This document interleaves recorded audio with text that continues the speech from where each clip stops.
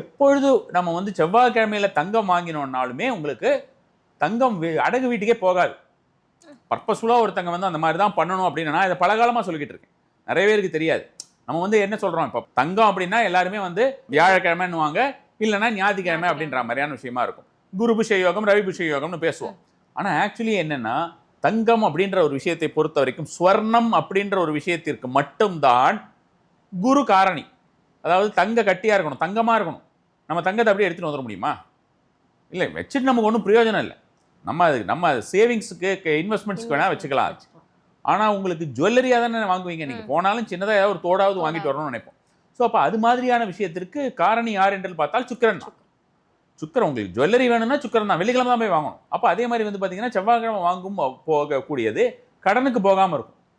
நிறைய விஷயங்கள் இப்போ வந்து செவ்வாய்க்கிழமை கடன் தீக்கணும்னு சொல்கிறாங்களா, அதே மாதிரி செவ்வாய்க்கிழமை வாங்கக்கூடிய தங்கம் அடைக்கு போகாமல் இருக்கும் அப்படிங்கிறது ஜென்ரலான விஷயம்.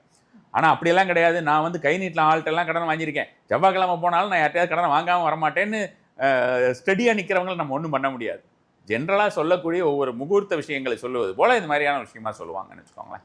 ஸோ சனி அப்படின்ற மாதிரியான ஒரு குவாலிட்டியை நம்ம வந்து பார்க்குறத விட செவ்வாய் அப்படின்ற ஒரு விஷயத்துக்கு நிறைய நம்ம நல்ல விஷயங்கள் நிறைய ஆட் பண்ணிகிட்டே போகலாம்.